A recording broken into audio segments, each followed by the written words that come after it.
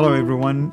This is Al Fadi, and we'd like to welcome you again to another episode of this fabulous series that we're going through, myself and Dr. Jay Smith, who is with me here in studio. And we've been talking about external, basically, evidence that shows that the problem has some issues, and the Quran, I should say, have some problems and issues related to not only its compilation, but also its writings. And there are some issues related to the dating, and there are some issues right now that we can talk about concerning corrections, erasures, and many other things that probably going to sound very weird and strange to the Muslim ear.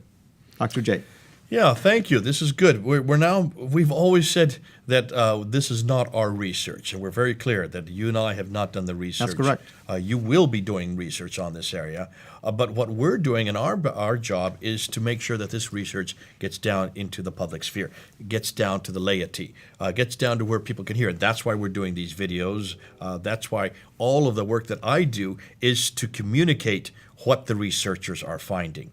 The researchers dare not do what we're doing, because if they were to say openly and publicly what they have found, that would shut down all of their research. They would not be invited back to those countries.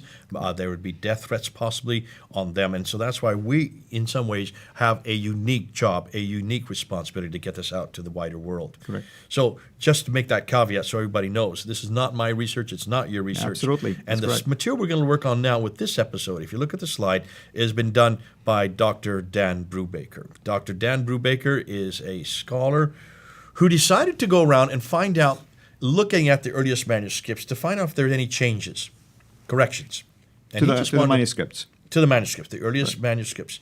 And he came across, he went to the 10 earliest manuscripts, and he found 7 different kinds of changes that you see up on the screen there. Insertions and erasers, erasers overwritten, overwriting, taping, selective covering overwritten.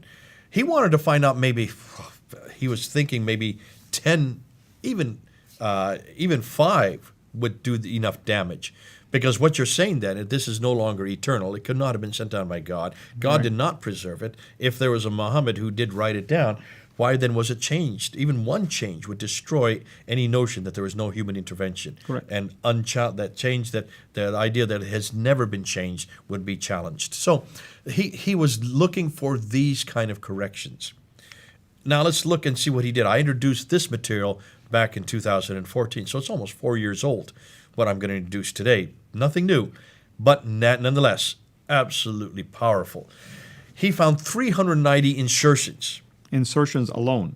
That's right, just insertions. Now you can see there, look at those pictures there, Abdul. Can you see some insertions Absolutely. there? And what we're saying to people here is, please look at the word that was added. And you don't even need to know Arabic, by the way. It's very obvious. Something strange was added that looks different. The thickness is different. The ink is different. The size is different.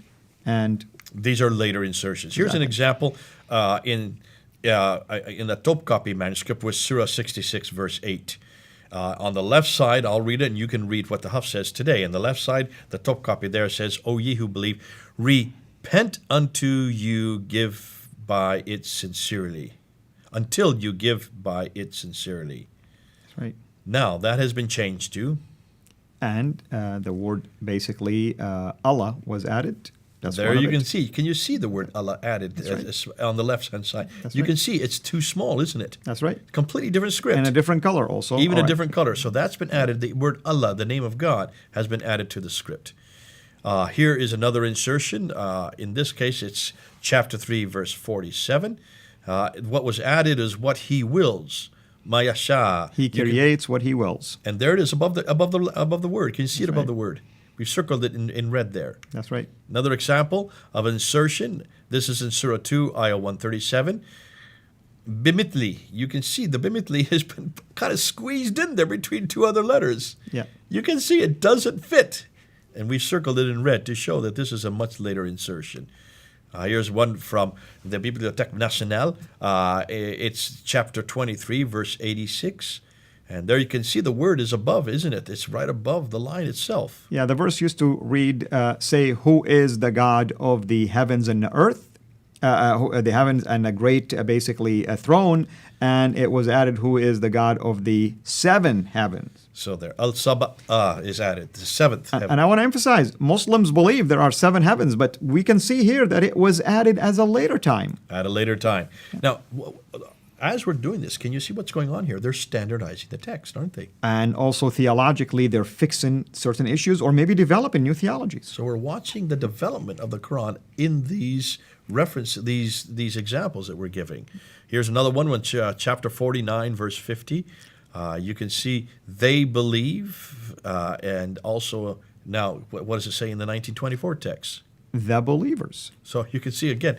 And by the way, what we want you to explain to our audience, I know this, but what is the 1924 text and what is Hafs in particular? 1924 text is the date that this final canonized text was created in Al-Azhar University in Cairo, 1920. So we're talking about 94 years ago. A group of scholars got together and they created the final text so there would be no discrepancies. That's the text that we use today. And that's this one I have right here. I'm showing it right here. This one here. That's the Hafs text. The Arabic on this side. Now, what's fascinating, they said that this came from a rendition of Kiryat and Ahruf, a certain well, what is Kiryat Ahruf? How do we define that? Writing, what's the word? The readings, you mean? Readings, yeah. Or variant text readings, yeah. Variant readings that were put together by readers and also professors of readers. Narrators of those readers. In the 9th century. That's correct. Hafs, and we're going to see this in another episode, Hafs is just one of 31 that we have found today. And here's the thing, we're going to talk about this because Ibn Mujahid is the one who selected those. And just like Uthman took it upon himself to decide something, Ibn Mujahid also took it upon himself to decide readers as well. So these readers have differences, variants. We've counted up to 59,000, almost 60,000 of these variants. But Hafs is just one of them. And it's attributed to him. The final Quran is attributed to one reader who died in 805. That's right. 805, early 9th century. That's over 1,000 years ago. So Muslims have known about this for 1,000 years. Here's the irony. How do they know it's Hafs?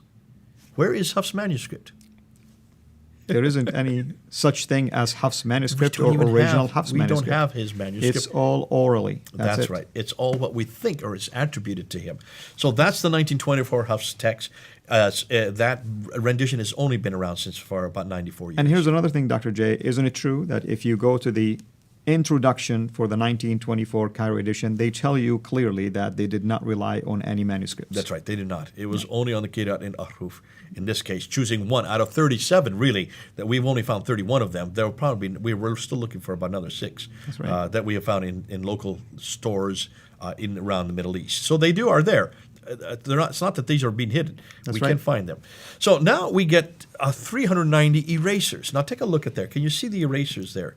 It's very clear. I mean, sometimes it's so clear that there is a gap that is unusual because when you look at the way the text is written, sometimes they don't have these gaps unless you have removed something. Yeah, so you can see they're intentionally changing the text. Here's some examples. The Topkapi that we've talked about, you can see clearly where the eraser is in Surah 73, Ayah 20. 2/3 of the night. And we can see that the Topkapi was also edited later. Why? Because we have red dots, which is diacritical markings that were added at a later time. At a much later time in a different color. Exactly. Here's an example of the Husseini Cairo. That's one in Egypt. And there you can see in chapter 49, verse 6, where you can the word fasaka is used in this manuscript. The word fasiku is used instead in the 1924 Hafs text. So there you can one see. is a verb. This one is a noun describing somebody, actually, an adjective. And we're assuming that because it's an erasure. Here is one from the Petropolitan text. You can see we've circled where the eraser is. And we don't even sure what is it that they've erased there. If it's too bad now, we'll never know. That's right. But we know what the 1924 text says. Here's from chapter 7, verse 158. The Sana Musaf. When you look at that, letters are erased between the words you all and of whom. We don't know in the modern time what was erased there. I can see the pain in your face because there's a lot of stuff that is missing, and I agree with you. Well, the pain should be in the Muslim's face, not in mine. I think this is amazing. This is great what Dan has found because Dr. Brubaker is showing that this idea that this is complete, unchanged, and eternal is going right out the window when you look at these examples. Do you care to tell us where he's at in his basically We're going to get research? to that when we finish this. And I'm waiting that to the end because I want that to be Wonderful. the bunch. Wonderful. So now we get to St. Peter. This is not one of the six. This is another one in St. Petersburg that he's now just looking at even as we speak. right. And here you can see the Hijazi manuscript in chapter 26, verse 70. Two words were erased after the word what and before the words do you worship. So I would love to know what is it they've erased there. And by the way, when you say Hijazi, we're talking about some of the earliest manuscripts of the Quran. So this shows that even as early as that time, corrections were taking place. There you go. Here now, then we found, this is fascinating, erasers overwritten, where they've erased it and they wrote over top. It's almost like you use a whiteout and you write over it. 560 examples of this. Not one, not two. You want to go on, don't go all the way up to 560. 560, but you can see we're talking about hundreds upon hundreds upon hundreds That's right. of these erasers. Here you can see an entire sentence that was erased and then written over top. I would love to know what they erased. Here you can see example of the Bibliothèque Nationale in Paris. There you can erasers in chapter 11, verse 111 and 112. You can see some erasers there. Another example here is in the Petropolitanus again. There you can see quite clearly where the eraser is. And what's interesting that you notice there about the letter they replaced it with? There is the letter Da, and it's stretched out, as you can see, to cover the whole gap that was erased. Because normally you're not going to write it this way. No. So that's an elongated stretching. Exactly. There's a name for that. Meshk. Meshk. Yeah. So yeah. there's an example of Meshk that you have right there in Surah 3, Ayah 171. Here's another example, St. Petersburg manuscript that's up in Russia on, and I think this is 7, verse 189. And then you get another example here of another, and this is overwriting. They didn't even bother to erase. They just wrote over top. So you can see both the lower text and the upper text, what they erased. This is a lot easier. And what I like about some of them are written in a different color, like red. You can see. Even Yes. red, yeah. They're not even trying to. So it's obvious that the earliest compilers of the Quran were not at all interested in hiding this. What I want to emphasize, and I said that before, brother, is that it seems to me that the early Muslims were really not looking at this as a fixed text. They had no problem writing with a different color. They had no problem making additions. They were probably, yes, modifying, editing, doing things, but it's not as rigid as we hear today. To them, it didn't appear to be that way. Yeah, and they didn't have any problem because they didn't think it was a difficulty. That's right. They didn't. I don't even think they made the claims that they're making today. I wouldn't be very interested to know whether or not they would say that this is eternal, whether or not they would say that it was complete and unchanged. I would love. Well, we already know it's already changed. So these claims, these 4 claims, are modern Muslims who have to say that correct. because the Quran has no other authority. Or let me put it even more strenuous. Muslims have no other authority than the Quran. And how are you going to make the Quran eternal? How are you going to make it so it's the greatest of all revelation? It has to be eternal, above criticism. Here's an example of the Topkapi, chapter 70, verse 32, an overwriting with not even erasing it. They didn't even bother to erase it. They just wrote over top of it. Another example in the Sana'a manuscript, chapter 3, verse 104. Now we get to the selective coverings. Now these are, I find, the most fascinating. These are coverings over words and sometimes entire phrases to hide the text. You can Correct. see where it's censoring it. This is Like the straight word censorship. kalala, for instance, in one of those. We're going to was see some covered. examples. Here is covering of the Hul-Husayni text that's in Cairo, chapter 2, verse 187. Covers something between the words so eat and until. Whereas today the Quran reads, eat and drink until the white thread of dawn appear. I'd love to know what they're covered. Wouldn't it be able to great to just pick it up and look and see underneath? That's right. That's Maybe right. someday we could do that. Here's an example again with Hul-Husayni, chapter 2, verse 191 to 193. And those of you who want to see this in more depth, you can go back, look at the slides, pause them, and just look and see how these Absolutely. change the text. They're going to be available for them. Take a look at this one here.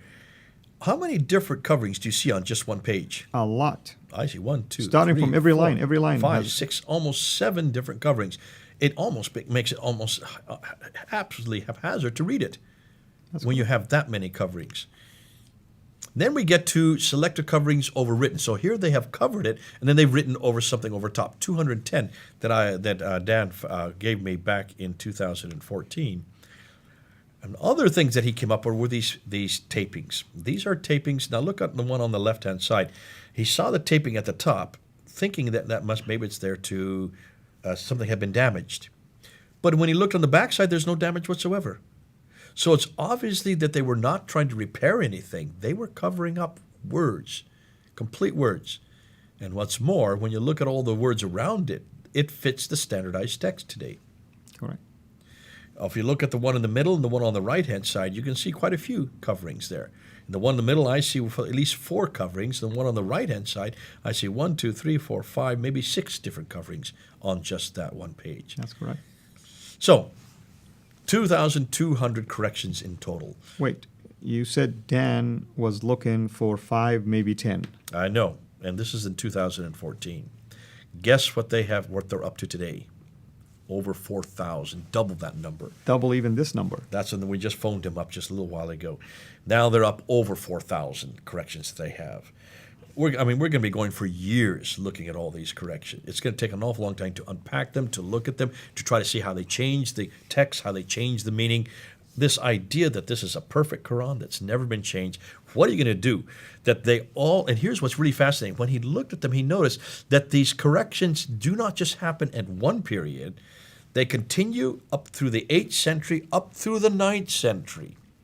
And we can even keep on going. After that, who knows? In the 10th and 11th and the 12th century, what will you find? There you go. There's an awful lot of research yet to be done. That's right. So that he said these are intentional changes. In every case, these are human hands doing the changes. And that in every case, they were standardizing the text, bringing it down to one standard.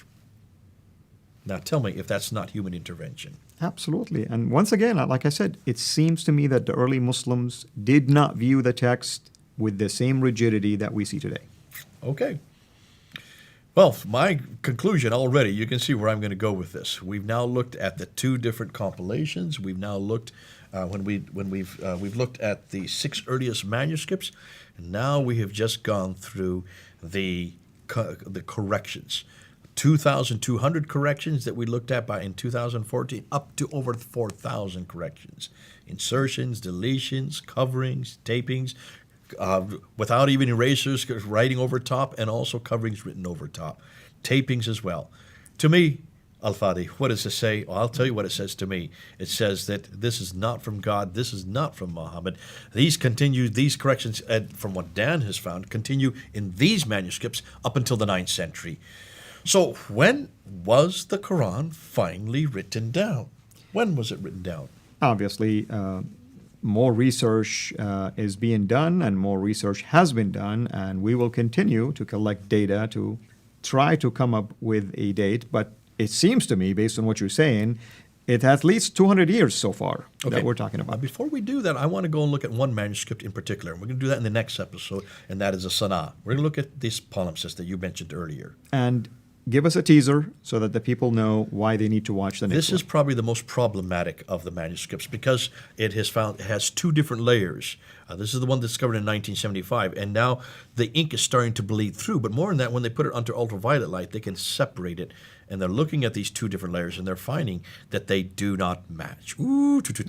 And wait till you find out what we do know about these 2. Ladies and gentlemen, you heard the man talking about the Sanaa manuscript, and this is why we want you to join us again next episode to basically hear and see the evidence that will be presented to you. But really, here is my appeal to you as my Muslim friends who are watching. Does this sound to you as a book revealed from heaven that is perfect, that is preserved, that is complete? I challenge you to think about that. Lord bless you. Thanks for watching. Make sure to like and subscribe so that you don't miss future videos. And please consider becoming a patron on patreon.com/Sierra International.